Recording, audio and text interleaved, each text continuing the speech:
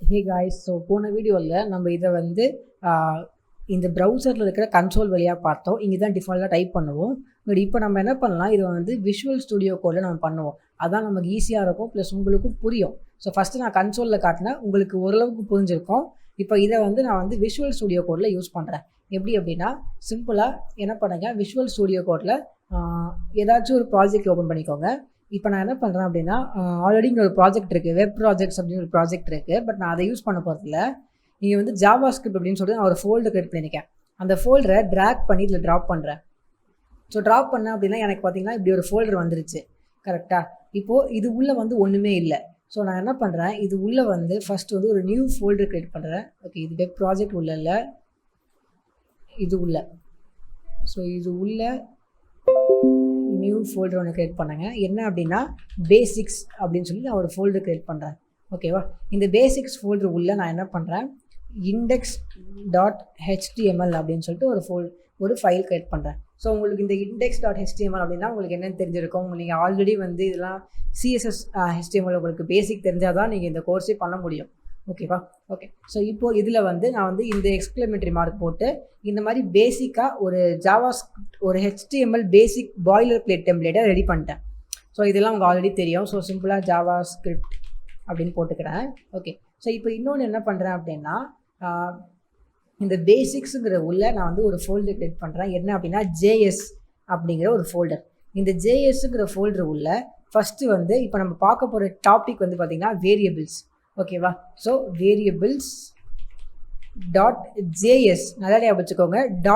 .js அப்படிங்கிற இந்த ஃபார்மெட்டில் நான் க்ரியேட் பண்ணுறேன். பிகாஸ் இது வந்து ஒரு ஜாவா ஸ்கிரிப்ட் ஃபைல்.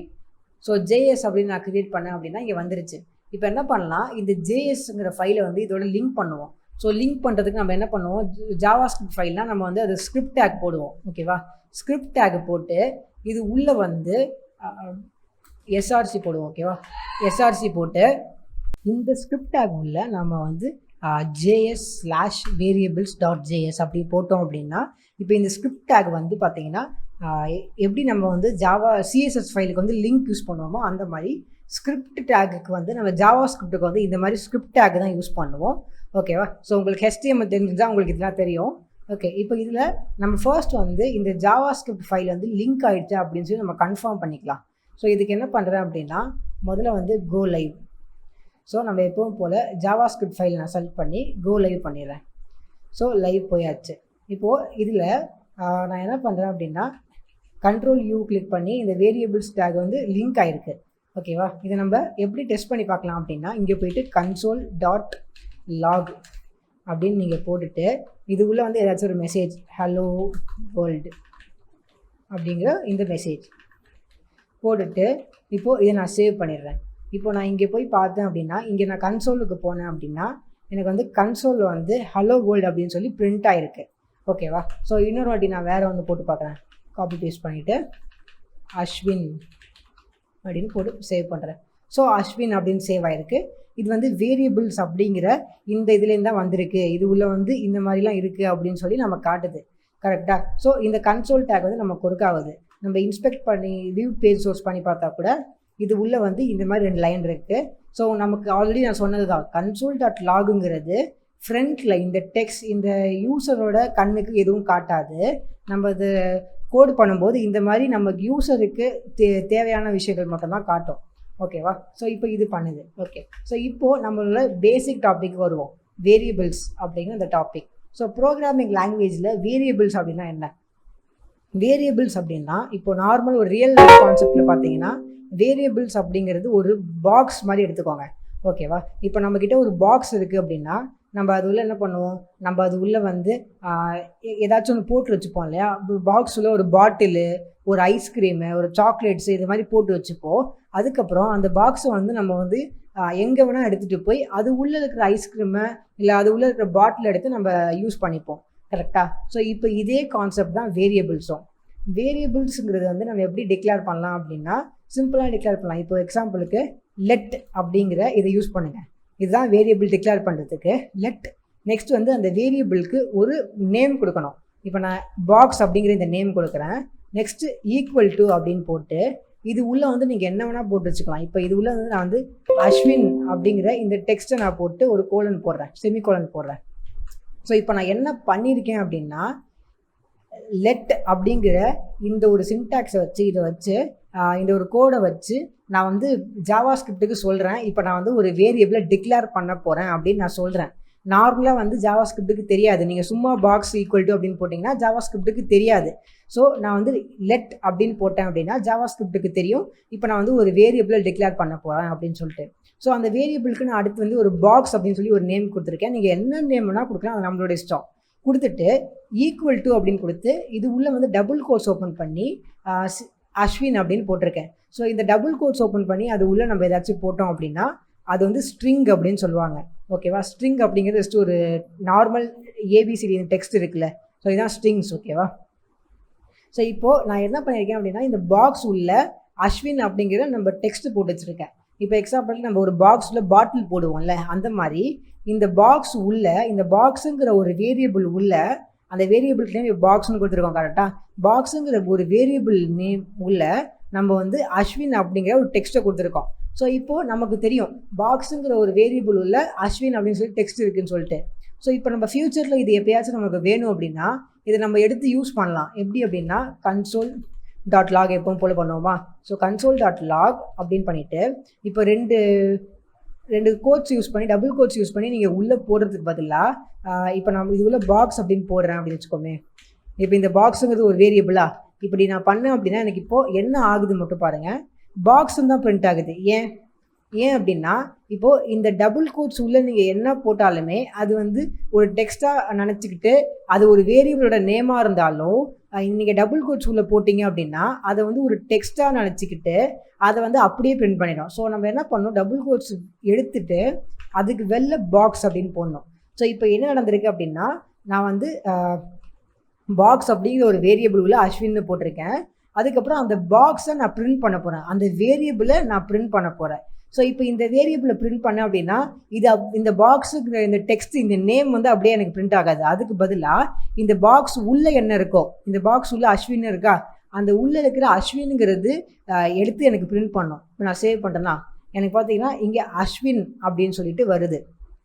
ஸோ இதான் வந்து வேரியபிள்ஸோட பேசிக்கான விஷயம்.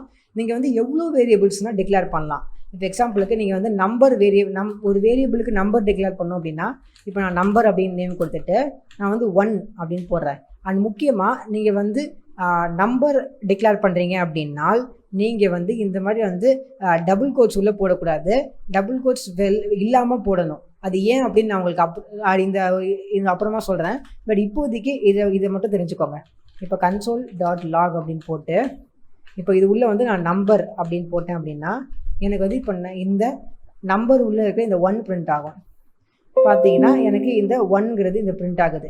ஓகேவா? ஸோ இதிலே வந்து நிறையா விஷயங்கள் இருக்குது. இந்த வேரியபிள்ஸை யூஸ் பண்ணி நீங்கள் நிறையா பண்ணலாம். இப்போ எக்ஸாம்பிளுக்கு நான் என்ன பண்ணலாம் அப்படின்னா இப்போது அஸ்வின் இருக்கா, இப்போ இது வந்து நான் வந்து இங்கே இருக்கிறத அழிச்சிட்டு இங்கே அஸ்வின் வச்சுக்கிறேன்.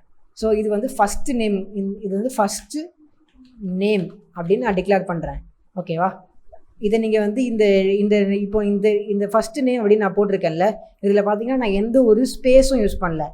ஸோ எந்த ஒரு நீங்கள் 2 வேர்டு 3 வேர்டு யூஸ் பண்ணாலும் இந்த நேம் கொடுக்கும்போது ஒரு வேரியபிளுக்கு ஒரு நேம் கொடுக்கும்போது அது நடுவில் வந்து ஸ்பேஸ் யூஸ் பண்ணக்கூடாது. நீங்கள் வந்து எப்படி வேணால் போட்டுக்கலாம், இந்த மாதிரி கூட போட்டுக்கலாம். பட் இந்த மாதிரி ஒரு வேர்டுக்கும் இந்த மாதிரி யூஸ் பண்ணுறது வந்து ஒரு வேர்டு ஸ்டார்ட் பண்ணும்போது கேப்ஸில் ஸ்டார்ட் பண்ணுறது நிறைய பேர் பண்ணுவாங்க.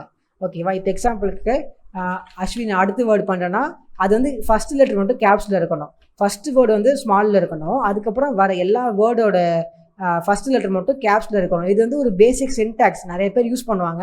ஜஸ்ட் ஒரு கேம்பல் கேஸ் அப்படின்னு சொல்லுவாங்க. உங்களுக்கு வேணும்னா நீங்கள் யூஸ் பண்ணலாம். ஓகே, இப்போ ஃபஸ்ட்டு நேம் அஸ்வின் நான் சேவ் பண்ணிட்டேன். இப்போ என்ன பண்ணுறேன், let second name equals to PK அப்படின்னு நான் சேவ் பண்ணுறேன். ஓகேவா? இப்போ நம்ம இது என்ன பண்ணலாம், இப்போ நமக்கு தெரியும் அஸ்வின் அப்படிங்கிறது வந்து ஃபஸ்ட்டு நேம்ங்கிற இந்த வேரியபிள் இருக்குது, பிகே அப்படிங்கிறது செகண்ட் நேம் வேரியபிள் இருக்குது அப்படின்னு சொல்லிட்டு. ஓகேவா? ஸோ இப்போ நம்ம இது ரெண்டையும் சேர்த்து பிரிண்ட் பண்ணலாம். ஸோ இது ரெண்டையும் சேர்த்து நம்ம பிரிண்ட் பண்ணுறதுக்கு நம்ம நார்மலாக வேரியபிள் இல்லாமல் எப்படி பண்ணுவோம் அப்படின்னா ஜஸ்ட் இப்படி ஒரு சின்டாக்ஸ் ஓப்பன் பண்ணிவிட்டு அஸ்வின் அப்படின்னு பண்ணிவிட்டு ப்ளஸ் பண்ணி பிகே இப்படி பண்ணுவோம். ஓகேவா. ஆப்வியஸாக நீங்கள் வந்து இப்படி கூட பண்ணலாம். எப்படின்னா ஸ்பேஸ் விட்டு இதிலே கூட நீங்கள் என்ன வேணால் அடிக்கலாம், அந்த மாதிரி பண்ணலாம். பட் நான் சொல்கிறேன் இப்படி கூட பண்ணலாம். இப்படி நான் பண்ணேன் அப்படின்னா அஸ்வின் பிகே அப்படின்னு எனக்கு பிரிண்ட் ஆகுது. போய் பார்த்தோன்னா அஸ்வின் பிகே அப்படின்னு சொல்லி எனக்கு பிரிண்ட் ஆகிருக்கு. ஸோ இது ஒரு மெத்தட். ஆனால் இந்த மெத்தடை கூட இந்த மெத்தட் தான் பெஸ்ட்டு.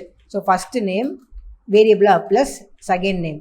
இப்போ நான் பிரிண்ட் பண்ணேன் அப்படின்னா எனக்கு அஸ்வின் பிகே அப்படின்னு சொல்லி இங்கே பிரிண்ட் ஆகிருக்கு பாருங்கள். ஸோ இந்த வேரியபிள்ஸை எதுக்கு நம்ம யூஸ் பண்ணுவோம், நம்ம வந்து இப்படியே பண்ணிட்டு போயிடலாமே, இந்த பழையபடி பண்ணோம்ல, இந்த மாதிரி நம்ம பண்ணிட்டு போயிடலாமே அப்படின்னு சொல்லிட்டு உங்களுக்கு தோணலாம். இந்த மாதிரி நம்ம ஏன் பண்ணலை அப்படின்னா, இப்போது இந்த மாதிரி நீங்கள் வந்து ஒரு 100 வாட்டி பிரிண்ட் பண்ணியிருக்கீங்க, ஓகேவா. 100 வாட்டி நீங்கள் பிரிண்ட் பண்ணியிருக்கீங்க இந்த மாதிரி. இப்போது இந்த ஒரு ப்ராஜெக்ட்னு வச்சுப்போம். இந்த ப்ராஜெக்டை நீங்கள் கொண்டு போயிட்டு உங்கள் பாஸ்ட்டை கொடுக்குறீங்க. அவர் என்ன சொல்கிறாரு, இந்த இடத்துல வந்து அஸ்வின் வரக்கூடாது, வேறு ஒரு நேம் வரணும் அப்படின்னு அவர் சொல்கிறாரு. அப்போ நீங்கள் என்ன பண்ணுவீங்க, எல்லா இடத்துலையும் உட்காந்து வந்து வேறு நேமை சேஞ்ச் பண்ணுவீங்க, கரெக்டாக. அதுக்கு பதிலாக நீங்கள் சிம்பிளாக இந்த வந்து நீங்கள் ஒரு வேரியபிளாக பண்ணிட்டீங்க அப்படின்னா, first name plus second name அப்படின்னு வேரியபிளாக பண்ணிட்டீங்க அப்படின்னா, நீங்கள் இதை வந்து 100 வாட்டி கூட பிரிண்ட் பண்ணிக்கோங்க. இதை வந்து 100 வாட்டி கூட பிரிண்ட் பண்ணிக்கோங்க. சிம்பிளாக வேறு ஒரு நேம் வேணும் அப்படின்னா, இப்போ சூர்யா அப்படின்னு சொல்லி நீங்கள் போய் இங்கே மாற்றினா போதும், எல்லா இடத்துலையும் மாறிடும், ஓகேவா. ஸோ ஜஸ்ட்டு வந்து இந்த வேரியபிளுங்கிறது ஜஸ்ட் ஒரு பாக்ஸ் மாதிரி தான். அதுக்குள்ளே நம்ம என்ன வேணால் போட்டு வச்சுக்கலாம், அதுக்கப்புறமா அதை நம்ம யூஸ் பண்ணலாம், ஓகேவா. ஸோ ஈவன் வந்து இப்போ இந்த வேரியபிள்ங்கிற டாபிக் விட்டு நம்ம இன்னும் கொஞ்சம் டாபிக் பார்க்கலாம். இந்த கன்சோல் லாகை வச்சு இந்த ஜாவாஸ்கிரிப்டில் நம்ம நம்பர்ஸை ஆட் பண்ண முடியும், மைனஸ் பண்ண முடியும், ஓகேவா. இப்போ நான் வந்து 1+1 அப்படின்னு நீங்கள் இங்கே போய் போகிறீங்க அப்படின்னா உங்களுக்கு 1+1 சொல்லி பிரிண்ட்லாம் ஆகாது. அதுக்கு பதிலாக 2 அப்படின்னு சொல்லி உங்களுக்கு ஆன்சர் வரும். இப்போ நீங்கள் வந்து 5+1 அப்படின்னு போட்டிங்க அப்படின்னா உங்களுக்கு 6 அப்படின்னு சொல்லி பிரிண்ட் ஆகும். அது வந்து உங்களுக்கு வந்து இந்த வேரியபிள்லாம் பிரிண்ட் பண்ண மாதிரி அப்படியே பிரிண்ட் பண்ணாது. அதுக்கு பதிலாக இந்த மாதிரி பண்ணோம், ஓகேவா. ஸோ இதில் நீங்கள் என்ன பண்ணலாம் அப்படின்னா, நம்பர் ப்ளஸ் இப்போது 5 அப்படின்னு நான் பண்ணுறேன் அப்படின்னா, இப்போ நமக்கு தெரியும் நம்பருங்கிற வேரியபிளில் 1 அப்படிங்கிற நம்பர் இருக்குது அப்படின்ட்டு, 5ங்கிறது நம்ம நம்பர் கொடுத்துருக்கோம். பார்த்தீங்கன்னா 6ன்னு பிரிண்ட் ஆகுது. அண்ட் நான் உங்களுக்கு சொன்னேன் இந்த இடத்துல வந்து நீங்கள் வந்து டபுள் கோட்ஸ் யூஸ் பண்ணி 1 அப்படின்னு போடக்கூடாது அப்படின்னு சொல்லிட்டு. நான் ஏன் அப்படி சொன்னேன் அப்படின்னா, இப்போ நீங்கள் டபுள் கோட்ஸ் யூஸ் பண்ணி நீங்கள் நம்பர் டிக்ளேர் பண்ணிட்டீங்க அப்படின்னா என்ன நடக்கும், இது வந்து ஒரு ஸ்ட்ரிங்காக தான் இருக்கும். ஸ்ட்ரிங் அப்படின்னா ஜஸ்ட் ஒரு வேர்டாக இருக்கும். ஸோ அதனால் ஒரு வேர்டோட நீங்கள் ஒரு நம்பரை ஆட் பண்ணீங்க அப்படின்னா அது வந்து டோட்டல் ஆன்சரை கொடுக்காது. அதுக்கு பதிலாக எப்படி கொடுக்கும் அப்படின்னா 15 கொடுக்கும். இது என்ன பண்ணியிருக்கு அப்படின்னா 1 ஒரு சைடில் வச்சுட்டு பக்கத்தில் வந்து 5 அப்படிங்கிறத சைடில் போட்டிருக்கு. இப்போ இங்கே வந்து 100 அப்படின்னு இருக்குன்னா எனக்கு பார்த்தீங்கன்னா 100 அப்படின்னு போட்டுட்டு அது பக்கத்தில் 5 அப்படின்னு போட்டிருக்கு. ஸோ இப்போ நான் என்ன சொல்ல வரேன் அப்படின்னா, ஒரு ஸ்ட்ரிங்கையும் இது வந்து ஒரு ஸ்ட்ரிங், ஓகேவா. டபுள் கோட்ஸ் உள்ள நீங்கள் ஏதாச்சும் போட்டிங்க, என்ன போட்டாலும் சரி, அது நம்பராக இருந்தாலும் சரி, டெக்ஸ்ட்டாக இருந்தாலும் சரி, என்னவாக இருந்தாலும் சரி, டபுள் கோட்ஸில் நீங்கள் ஒரு விஷயத்தை போட்டிங்க அப்படின்னா அது ஸ்ட்ரிங்ஸ், ஓகேவா. நீங்கள் ஒரு ஸ்ட்ரிங்கையும் ஒரு நம்பரையும் நீங்கள் வந்து ஆட் பண்ணவே முடியாது. ஸோ தான் நம்ம வந்து என்ன பண்ணுவோம், டபுள் கோட்ஸ் போடாமல் பண்ணுவோம். டபுள் கோட்ஸ் போடாமல் இப்போ நான் பண்ணேன் அப்படின்னா இப்போ எனக்கு வந்து 105 அப்படின்னு சொல்லி எனக்கு ஆன்சர் வந்திருக்கும், ஓகேவா. ஸோ இந்த வேரியபிள்ஸுங்கிறது வந்து நம்ம வந்து நிறையா விஷயத்துக்கு யூஸ் பண்ணுவோம். பேசிக்காக நமக்கு வந்து ஒரே விஷயத்த நம்ம வந்து கோடிங்கில் நிறையா யூஸ் பண்ணுறோம் அப்படின்னா அதுக்கெலாம் யூஸ் பண்ணுவோம். இப்போ எக்ஸாம்பிளுக்கு உங்கள் வெப்சைட்டுக்கு நேம் வந்து நீங்கள் ஃப்ராங்கி அப்படின்னு கொடுத்துருக்கீங்க, ஓகேவா. ஸோ ஃப்ராங்கி அப்படின்னு நீங்கள் கொடுத்துருக்கீங்க. இப்போ எக்ஸாம்பிளுக்கு let website name equals to Frankie அப்படின்னு கொடுத்துருக்கோம், ஓகேவா. ஸோ ஃப்ராங்கின்னு கொடுத்து இப்போ நீங்கள் அதை வந்து நிறைய இடத்துல வந்து அதை வந்து பிரிண்ட் பண்ணியிருப்பீங்க. இப்போ நம்ம கன்சோல் லாக் வச்சு பிரிண்ட் பண்ணுறோம். பட் ஃப்யூச்சரில் நம்ம இதை வந்து நார்மலாக நிறைய இடத்துல பிரிண்ட் பண்ணுவோம். நம்ம HTML இதை பிரிண்ட் பண்ணுவோம், ஓகேவா. ஸோ இது இப்போ நீங்கள் எதாவது HTML நினச்சிக்கோங்க. இப்போ எனக்கு பார்த்தீங்கன்னா ஃப்ராங்கி அப்படின்னு பிரிண்ட் ஆகுது. இதை வந்து நான் வந்து 100 டைம் போட்டு வச்சுருக்கேன், அதே கான்செப்ட் தான். இப்போது இது 100 டைம் போட்டு வச்சுருக்கேன் அப்படின்னா நான் வெப்சைட்டில் நிறைய இடத்துல மென்ஷன் பண்ணி வச்சுருக்கேன். எப்படின்னா இங்கே ஒரு வாட்டி மென்ஷன் பண்ணியிருக்கேன் மேலே, அதுக்கப்புறம் கீழே ஒரு வாட்டி நான் மென்ஷன் பண்ணியிருக்கேன். இந்த மாதிரி வந்து என்னோடய அட்மின் பேனலில் போய் நான் மென்ஷன் பண்ணியிருக்கேன். இந்த மாதிரி நான் வந்து நிறைய இடத்துல வந்து மென்ஷன் பண்ணி வச்சுருக்கேன் அப்படின்னு வச்சுப்போமே.